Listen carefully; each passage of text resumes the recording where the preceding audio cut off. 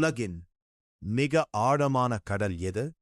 Option A Arctic பெருங்கடல், option B Atlantic பெருங்கடல், option C Pacific பெருங்கடல், ஆப்ஷன் டி இந்திய பெருங்கடல். விடையும் விளக்கமும். விடை ஆப்ஷன் சி பசிபிக் பெருங்கடல். உலகின் மிக ஆழமான கடல் பசிபிக் பெருங்கடல், பசிபிக் ஓஷன் ஆகும். பசிபிக் பெருங்கடலில் உள்ள மரியானா அகழி, மரியானா ட்ரென்ச் தான் உலகின் மிக ஆழமான பகுதியாகும். இதன் அதிகபட்ச ஆழம் சுமார் 11,033 மீட்டர்கள், சுமார் 36,201 அடி என கணக்கிடப்பட்டுள்ளது.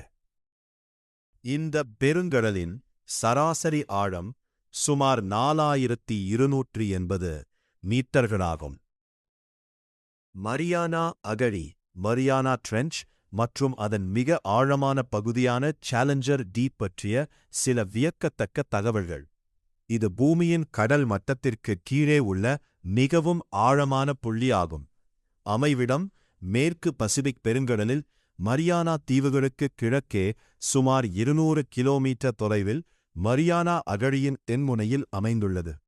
மரியானா அகழியின் அடிப்பகுதியில் உள்ள நீர் அழுத்தம் கடல் மட்டத்தில் உள்ள காற்றழுத்தத்தை விட சுமார் 1000 மடங்கு அதிகம்.